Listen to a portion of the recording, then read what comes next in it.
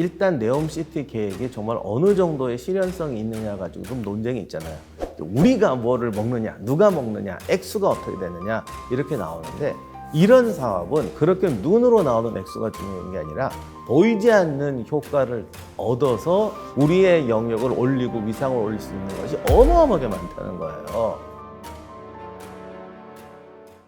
머니인사이드 구독자 여러분 안녕하세요. 역사학자 임영환입니다. 특히 투자라든가 이런 건 그 나라의 역사나 문화 이런 걸 알아야 지표를 제대로 분석할 수가 있거든요.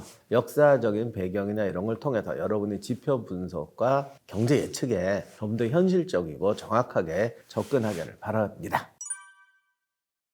중동은 인류 역사가 생긴 이래로 전쟁과 경제 중심지였어요. 중동에 어떤 도시가 있는데 얼마 전에 초토화가 됐습니다. 전쟁 때문에. 전쟁만 났다 하면 초토화가 되니까 초토화의 역사가 내가 아는 것만 4,000년이 넘는 것 같아요. 거기에 어느 역사학자가 가서 물어봤습니다. 당신은 도대체 왜 이런 곳에 사십니까? 안 무섭습니까? 4,000년 동안 전쟁이 났다고 하지만 횟수로 따지면 몇 번 났을까?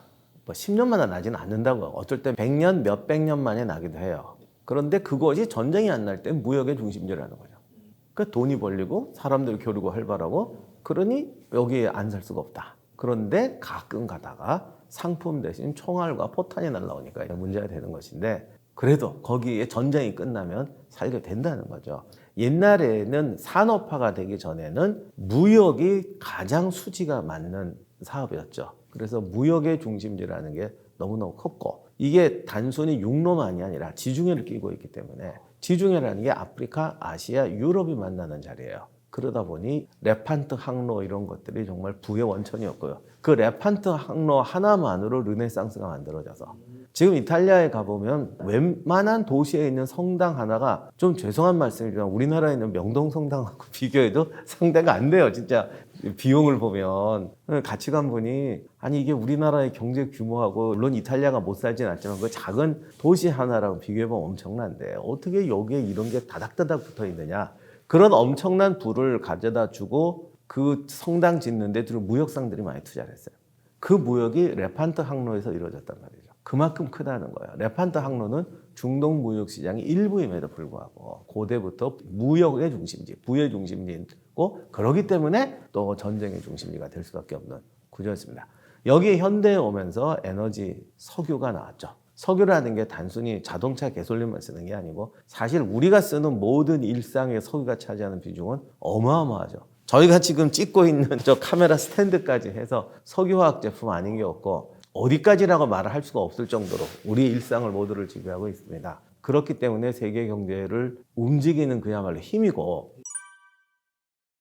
동시에 세계 경제의 소비처이기도 해요. 워낙 오일 달러니 이런 게 넘쳐나는데, 뭐 이건 좀 죄송한 얘기지만 그 나라가 갑자기 에너지로 살다 보니, 에너지로 잘 사는 나라의 특징이 갑자기 부는 몰려오는데, 사회를 유지해가는 어떤 기술이라든가 원천 기술 구조라는 것은 어떻게 보면 쉽게 말하면 덮어 씌운 거니까 발전이 없는 게 문제가 많습니다. 예를 들면 호텔을 한다 쳐요. 중동에 지금 어디 있는 호텔들은 세계 뭐 7성급 막 이러잖아요.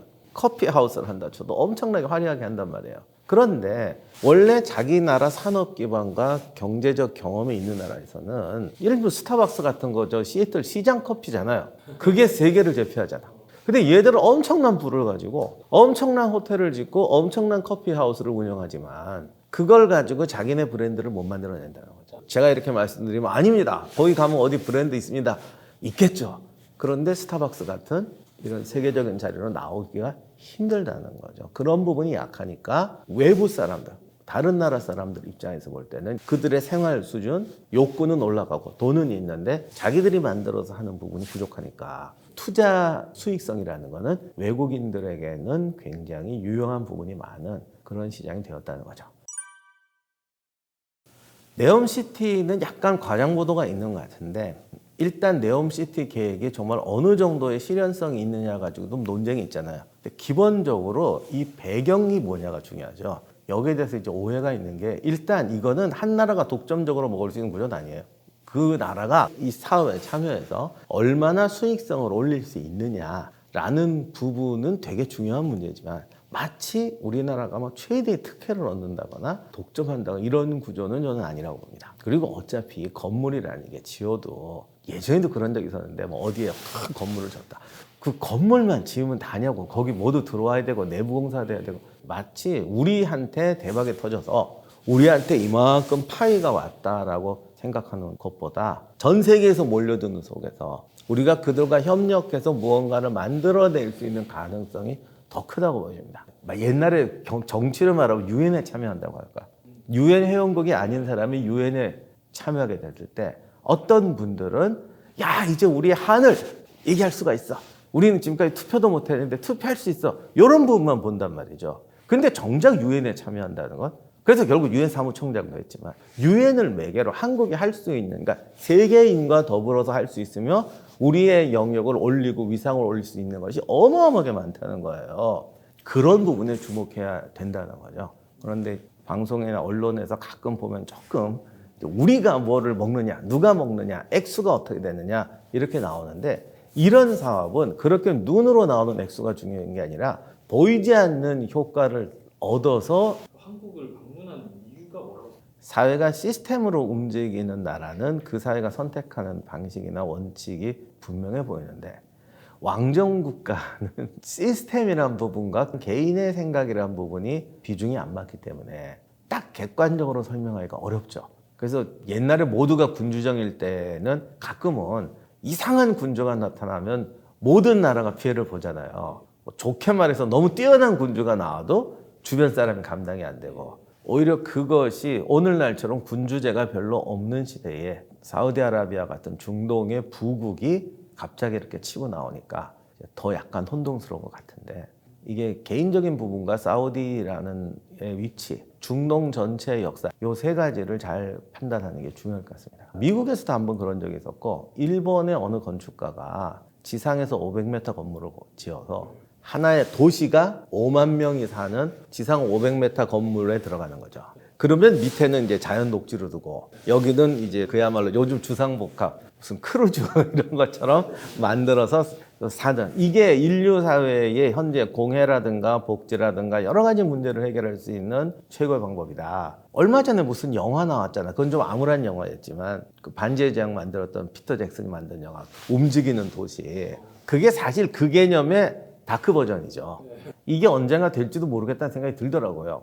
그랬는데 빈살만이 드디어 시도를 하네요. 인공 구조물 안에 도시를 넣어서 첨단 과학의 힘으로 살아간다라는 발상 자체는 몇십 년 된 거로 알고 있습니다. 어쩌면 빈살만도 학생 때 그거 읽고 꿈을 키웠던 건지도 모르겠어요. 그래서 이게 하나의 어떤 역사적 배경이고요. 과학과 기술이 발달하면 결국은 사람이 주어진 공간에 밀도 있는 삶을 원하게 되죠. 예를 들면 우리나라 조선시대에 99칸 기와집이 있다고 쳐도 여러분이 원룸에 살면서 가지고 있는 가구가 없을 수도 있어요. 세탁기 하나가 차지하는 공간이 옛날 고대 로마 시대 세탁소를 보면은 한 50평, 80평 정도 공간이 있어야 그 세탁기 기능을 합니다. 결국 좁은 공간에서 밀도 있게 이루어지는 삶. 그것이 단순히 생존의 욕구를 충족해주는 수준이 아니라 삶을 다이나믹하고 드라마틱하게 만들어준다면 이걸 5.1달러를 가진 빈살만이 실현한다는 데서 기술과 인간의 로망이 합쳐진다라는 그런 어떤 선두 테이프를 끊었다는 데는 굉장히 기념비적인 의미가 있는 것 같습니다. 미국도 아니고 사우디아라비아에서 이게 하나의 도전으로 나왔다는 게 세계사적으로 굉장히 획기적인 사건입니다. 다만 우리는 여기서 이제 궁금해할 것이 왜 이것이 중동에서 그리고 사우디아라비아에서 빈살만에 의해서 시도되느냐 이 부분을 이제 규명하는 게 역사적 과제겠죠. 원래 거기를 아시아라고 그랬어요. 그러다가 어떻게 하다 우리가 아시아가 되니까 사실은 여기는 이제 극동이라고 그랬죠.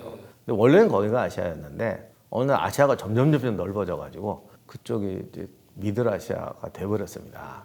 그러다 보니까 우리는 그걸 중동이라고 번역하는 것 같아요. 우리는 동쪽이고 니네는 중동, 동쪽의 중간이다 뭐 그렇게 보는 건지 이 지역에 대해서 우리가 크게 잘못하는 것이 옛날부터 세계 중앙에 있었던 거는 맞아요. 본의 아니게 로마 시대의 폼페이에서 인도 불상이 나옵니다. 그만큼 우리가 알고 있는 고대 세계 무역로가 의외로 넓습니다. 그런 것들이 해상무역이 그때는 아무래도 불편하니까 실크로드 통해서 중동을 지나서 로마까지 오는 그런 거대한 무역로가 있었던 것이죠. 그렇기 때문에 중동이라는 곳은 땅은 척박해 보이지만 이것도 또 다 척박하지는 않아요. 이렇게 말하면 또 큰일 납니다. 어디는 사막처럼 보이지만 사실은 무역에 대한 부가 굉장히 크다. 그리고 땅도 실제로는 척박하지 않다. 우리가 자꾸 착각하는 거는 모래바람 날리는 줄 아는데 사실 메소포타미아 지역은 세계에서 가장 비옥한 땅 중에 하나입니다. 고대부터.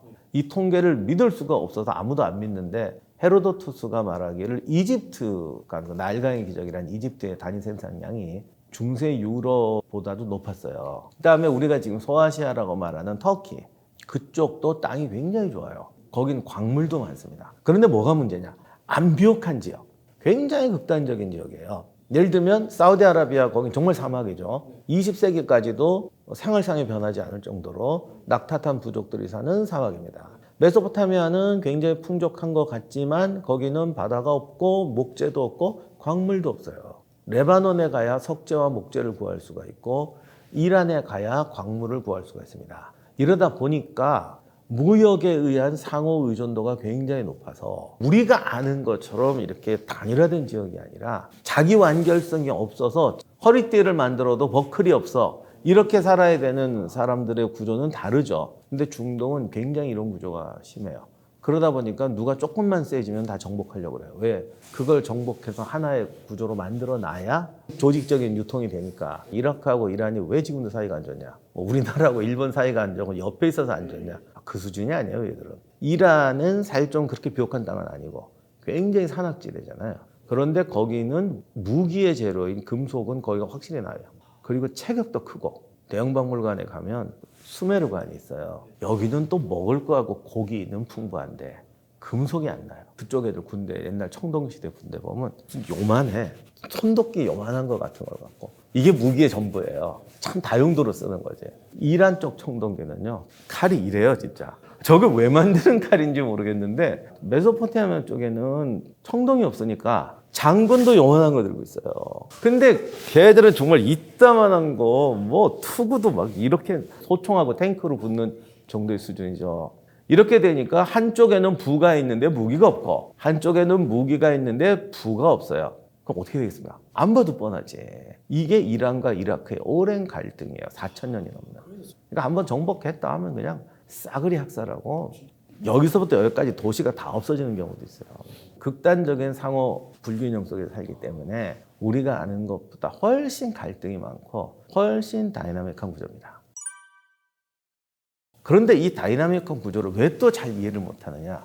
이슬람이라는 강력한 종교 때문에 그렇습니다. 진짜 이슬람 사람들은 보면 다 똑같아 보이잖아요. 내 말은 생긴 게 비슷하다 이런 뜻이 아니라 종치면 시간 되면 절하고 심지어는 중국의 서안에 가면 청진사라고 있어요. 서안에 와 있던 이슬람 상인들이 만든 사원인데 중국 사원처럼 절처럼 만들었어요. 그냥 놓여 있는 게 아니고 메카를 향해서 그 방향으로 있어요.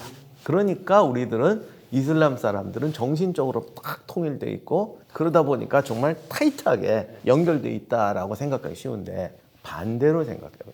불교 신자나 카톨릭이나 기독교에서 그렇게까지 규율성이 있는가? 카톨릭도 교황청이 가지는 어떤 핵심적 지위는 굉장히 강하지만 그렇다고 맨날 교황청을 향해서 저라고 기도 시간 정해놓고 이렇게까지는 안 산단 말이에요. 그것은 반대로 말하면 이 집단들이 워낙 통일성과 단결성이 유지될 수 없는 근본적인 구조가 있기 때문에 종교가 형식으로 엮어 있다는 게 되는 거죠. 그런데 이것이 엮이는 거는 참 역사학적으로 미스터리인데 그렇게 억지로 규율로라도 엮었어도 그것이 자기네 기존의 문제점을 극복하고 새로운 것으로 발전해가는 구조라면은 괜찮은데 이슬람의 율법은 사실은 고대의 풍속까지 다 있어요. 돼지고기를 먹지 말라고 한다. 그럼 이슬람 종교 교리가 생기기 전에 돼지고기를 먹었느냐? 아니란 말이에요. 유목민들은 원래 돼지치고 이런 걸 잘 안 하려고 해요. 정착생활 싫어하니까. 그래서 이슬람의 율법에는 가장 문명 수준이 낮았던 집단, 사막에서 낙타 타고 다니던 사람들의 관습과 저 도시인의 관습을 다 뽑아서 섞어 놓은 거란 말이에요. 이게 뽑아서 섞어 놓다 보니까 어떻게 보면 묶는 데는 성공했는데 사회가 발전적으로 나가는 데는 억제되는 틀이 되는 거죠. 우리가 이슬람의 율법이라고 알고 있는 것들이 이슬람이라는 종교에서 넣은 게 아니고 원래 그 사회에 있던 여러 가지 다양한 집단의 법이 묶여 있다는 겁니다. 그러니까 우리가 흔히 요즘 문제가 되는 강제 결혼, 남자가 여성을 겁탈을 하면 그 처벌로 걔랑 결혼해야 된다. 이 황당한 법이 원래는 저기 수메르 시대에 있던 법이에요. 그 법이 이슬람 율법이 돼서 지금까지 오니까 원래는 기독교도 옛날에는 나풍속법이 율법이 되고 다 있는데 그것이 자기네들의 종교개혁 과정을 거치면서 좀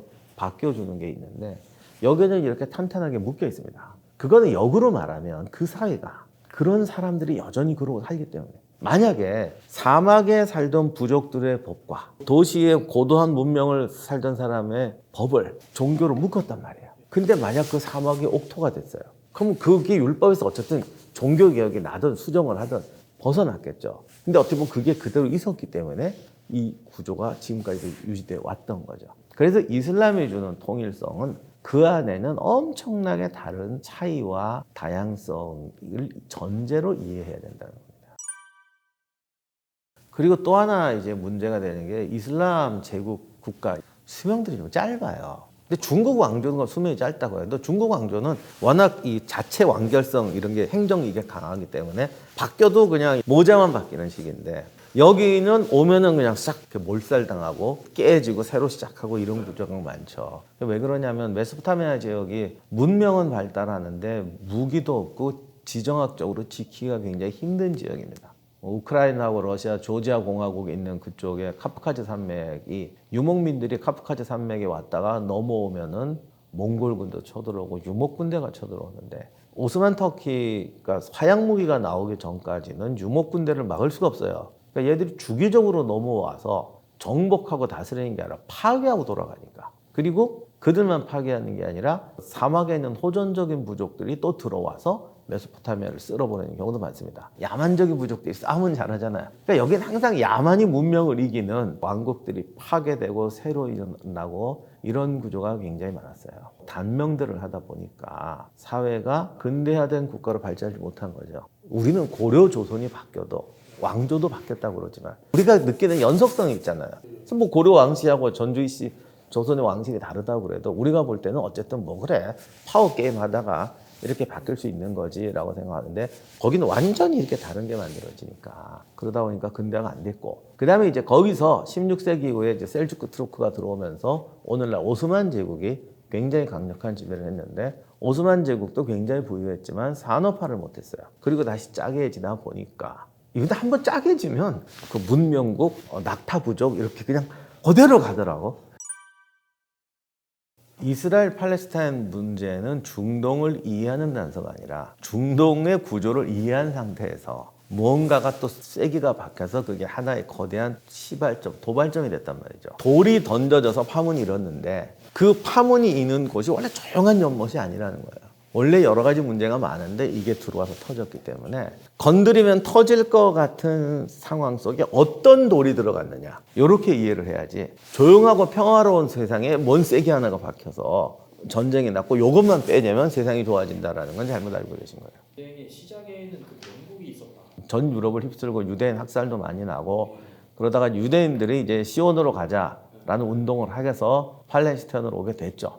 그런데 로스차일드라고 어마어마한 그 가문이 또 돈도 되고 어쩌고저쩌고 하고 근데 중요한 건 마침 오스만 제국이 망하면서 요 지역에 이제 영국의 어떤 그 세력권이 세지다 보니까 영국이 총대를 매게 됐던 건데 결국 이스라엘이 독립한 데는 영국만의 문제가 아니라 결국 유엔 결의하게 되고 서방 세계에서 이렇게 개입했던 것이 컸죠. 그런데 이게 재미난 거는